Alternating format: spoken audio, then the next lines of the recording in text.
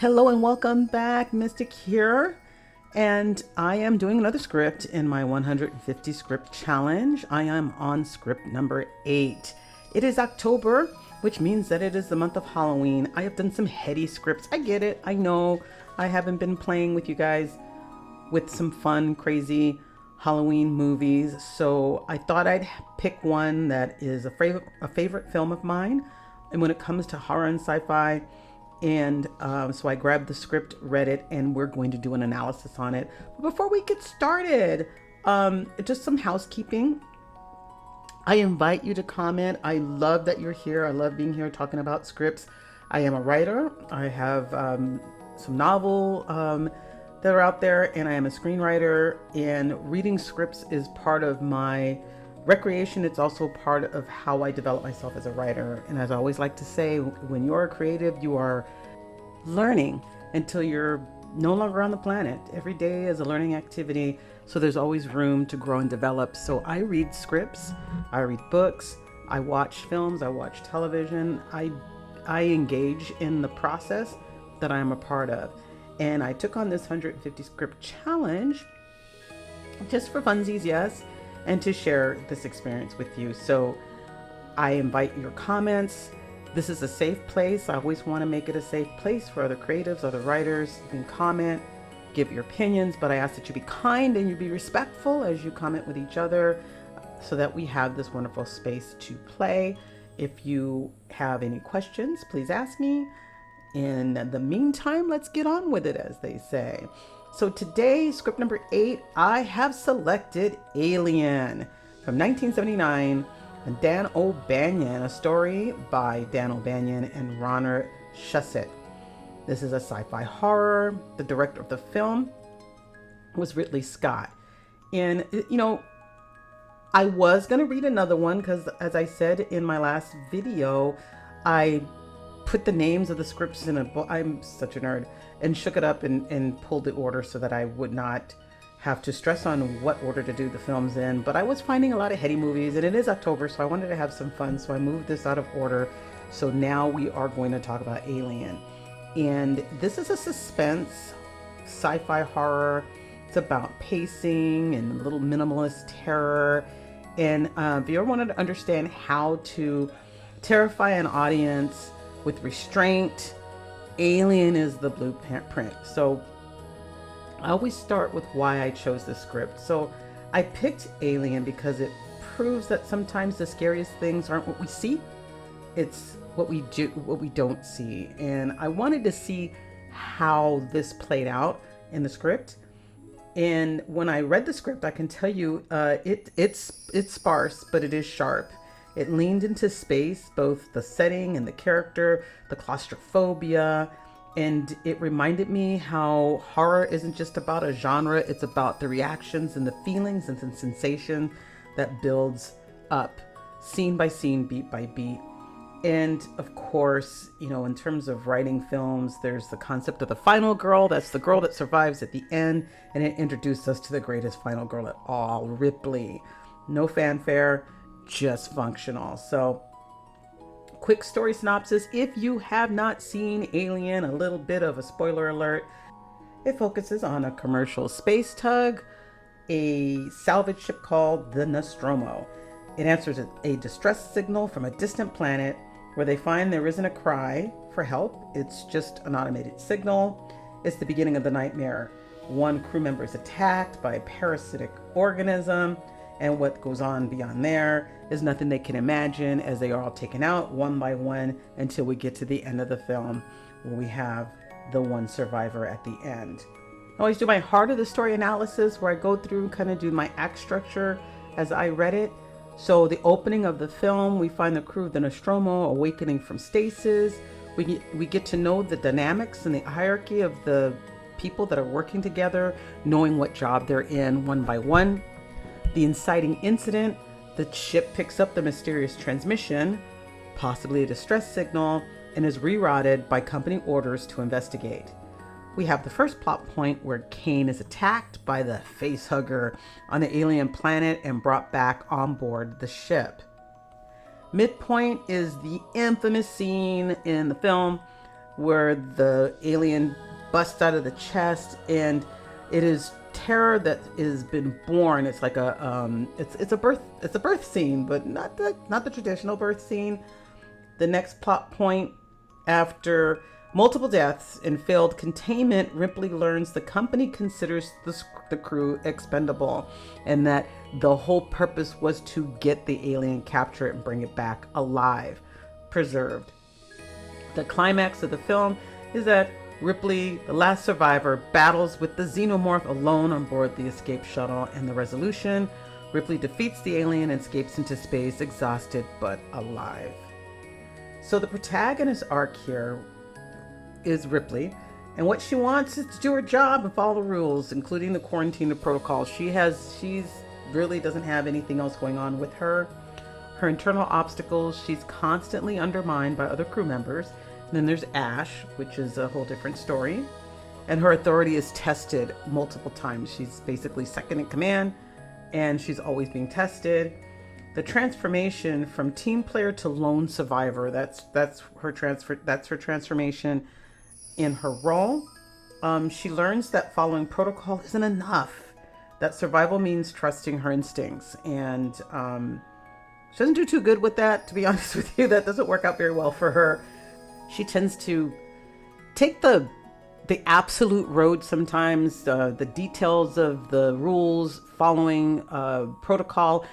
And when she comes down to taking control, taking command, when the captain is unalived, she becomes kind of aggressive in how she takes things on. So she takes strong stance based on her process. So it's interesting watching her transform, where at the end of the day, she has to stand on her own.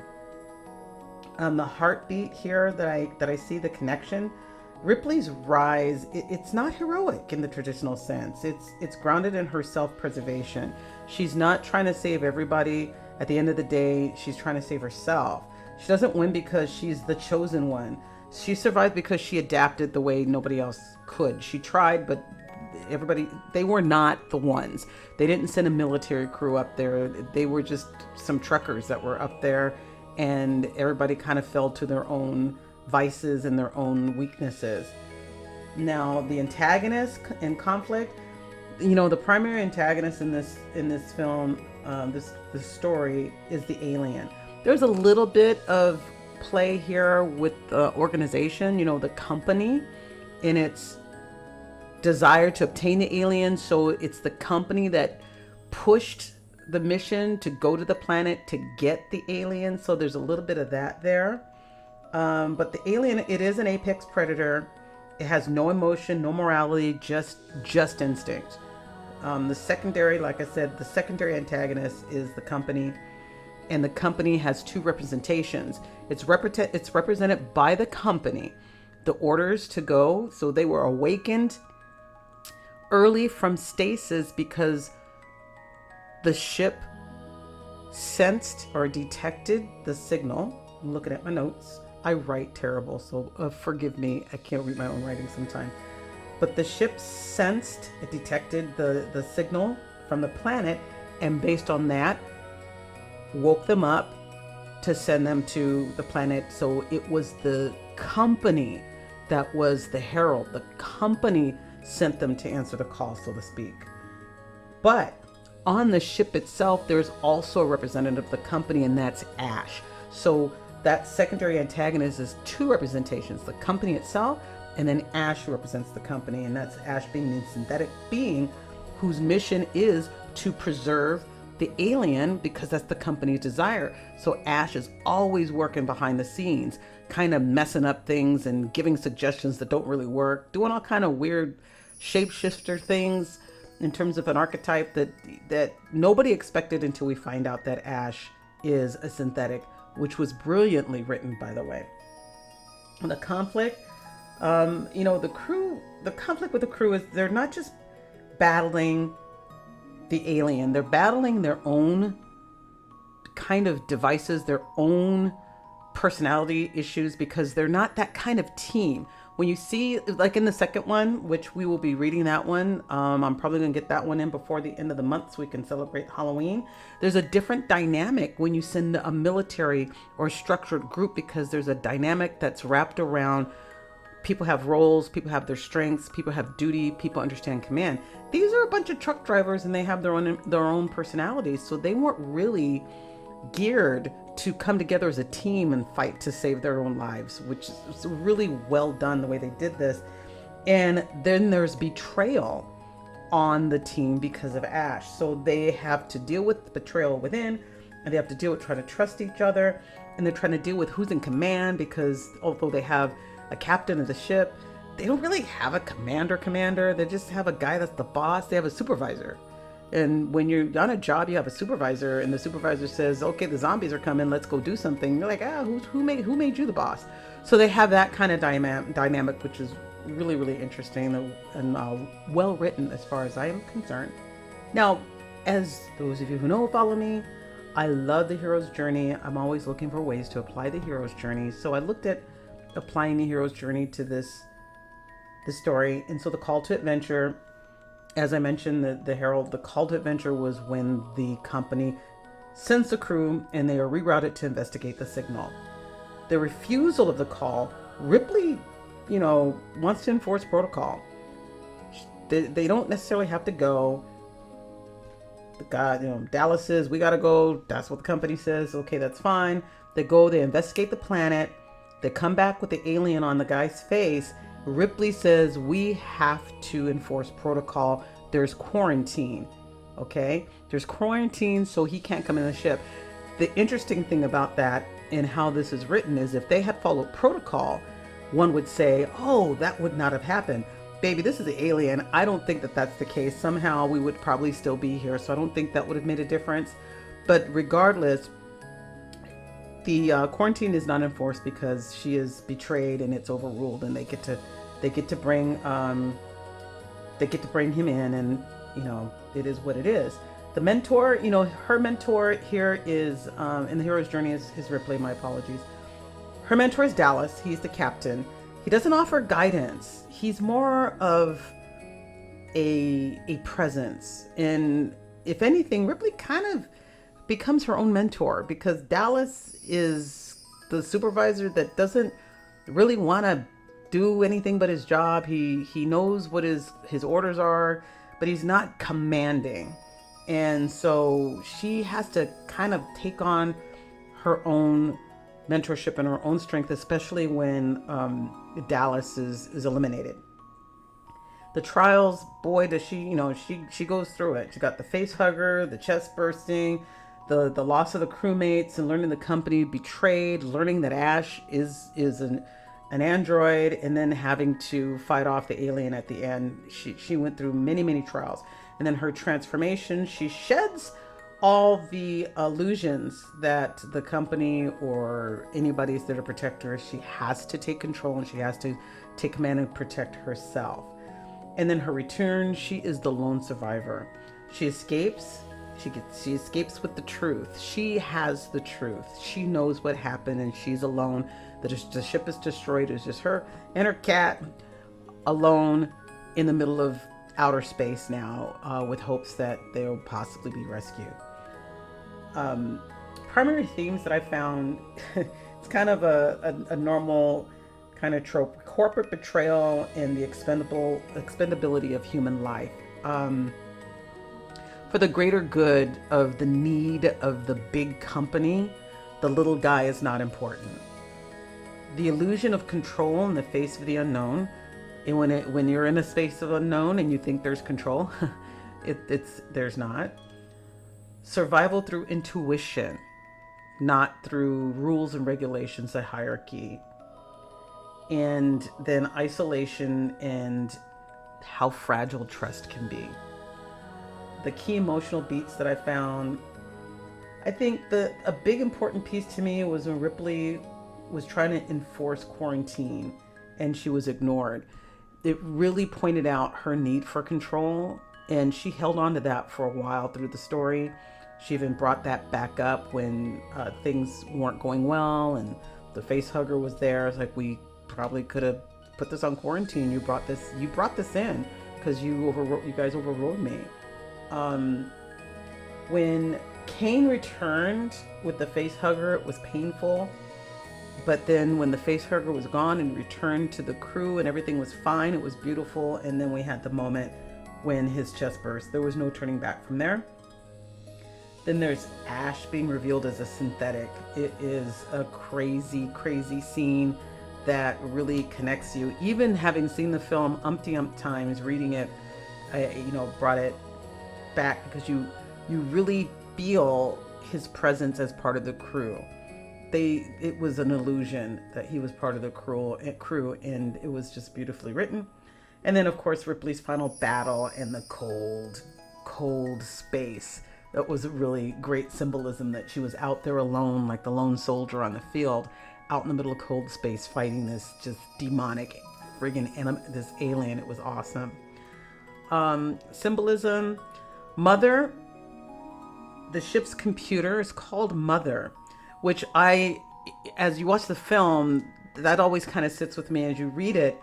They really present this computer as a comfort, and it represents the company, so it's false comfort. Okay. Then there's the cat, a little symbol of innocence and sweetness that Ripley came to care for and went to rescue. And part of running to rescue Jonesy, she actually avoided the alien at one point, and then she ran into the alien at one point. So she had something to rescue because she had nothing else to rescue. At one point, everybody's gone, so it's just Jonesy, and so she fought to protect Jonesy. All the darkness, the lurking corners and the corridors, just there's lots of trolling through corridors and corners and shadows. The evil that will get you from the shadows, that got me. And then the airlocks and the doors, there's lots of life depending upon the seal in the door. Lots of doors and airlocks there. So the connection that I found at the core, So Alien isn't about the alien. It's about trust. The limits of human trust, we'll put it that way. Trust in systems, trust in science, trust in each other. And what happens when we're left alone to face something that we don't know, something that's unknown. When we're faced with the unknown, do we trust the people around us? Do we trust ourselves? So that clicked for me. Ripley's final showdown isn't epic. There's not a big battle with guns, and it's not really, it's just intimate. It's in a closed space, just Ripley and this monster. She outsmarts the creature and sifts it out into space, and then collapses. There's no celebration. She's just silent stars and the hum of the machine that still doesn't care if she lives or dies. She's just her and this machine out in the middle of outer space. Nobody knows that she fought this battle. Nobody knows anything but her and space. As a writer, when I talk about the key craft lessons, silence is suspense. There's minimal dialogue, lots of action and tension, and they were clear as they wrote it out. Dan O'Bannon is a meticulous writer. I've been a fan of his for many years. So his skill came through very clear in the script. You build terror through structure. Having clear structure was easy to see where we were going, and I can imagine as the director, as the actors, being able to pull out of the script, if it's clean, if it's structured, if each act escalates with slowly and deliberately, then the story takes on the breath that it's meant to take on. Use your characters to make or break the tension. I loved it. The snide remarks, the fun remarks, the questions, the characters help to drive the story, which is helpful. And as a writer, that's not always easy to do. The conflicts between the crew members felt real. And it was some of these conflicts that caused some of the actions to happen. That some of them are good, some of them are bad. And then less is more. We never get a clear explanation of the aliens' origin. We don't. That's always been something that I've always walked away from the film. You know, since I was a child, that movie came out.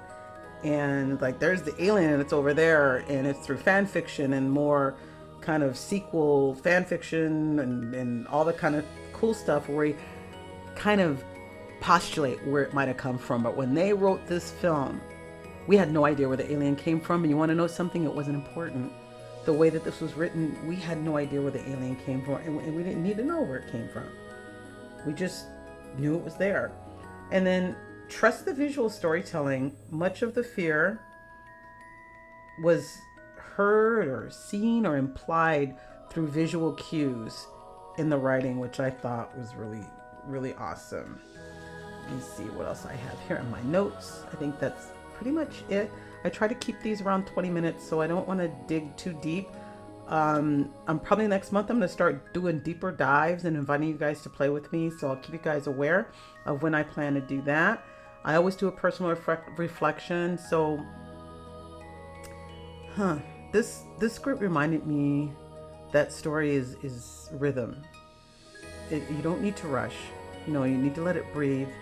You need to let it do its thing. If it's stalking you, like it is an alien, just let it be. You know, it doesn't rely on over-explaining or flashy dialogue. We don't have the scene where the cast member explains the scenario to you because it's time for us to now have this exposition to tell you what's going on. We don't have those moments in this story, and it's not needed. It is what the writer wanted you to experience was the story itself, and the viewer or the reader sits in the dark and experiences it. It's also a masterclass in how character agency matters, who they are, what they are, the background that you may not know because it's not all written, but it's there by how the character behaves. So well done in this script. Ripley doesn't need to be loud to be strong. She's smart, she's cautious, and when it came down to it, when the moment called for it, she was fearless. At its heart, Alien is a tale about survival when all your systems fail you. Mechanical, human, everything fails you. When trust becomes a liability, all you have is instinct. And I'll never forget when this film came out when I was little, and it said in space, no one can hear you scream. And that scared me. That really scared me. When I read this script, I really got it. It speaks to the loneliness. Being out there, it's worse than being in the cabin in the woods. You are out in outer space. There is nobody out there. What happens out there, you are on your own. And that was just absolutely chilling to read through. Okay. This was a fun script to read. Again, I invite you to read it if you haven't read it. If you want to ask any questions, please do comment. I invite your comments. I invite your questions. And if you got something different out of it, please share with me. Let us know, because it's all about learning here. I'm looking forward to the next time. I'm going over. I commit to 20 minutes. I think I'm getting close to 25 minutes. Let me hurry up and finish up here. That's it for this one. Next one around is another surprise. But this one was one of my favorites. You know, if you have thoughts on Alien, Ripley, the cat, hey, I'm ready to geek out with you. I love this film. I love this script. I had a great time. Thank you so much for coming by and visiting with me and sitting with me as I go through this. Script number 8 is down. The next script up is script number 9. I'm looking forward to reading it with you and talking about it and going through my Heart of the Beat analysis. Take care. Don't forget to subscribe. Please like the video. I appreciate your support on my process here. In the meantime, have a wonderful day, have a wonderful evening, and I will see you next time. Bye-bye.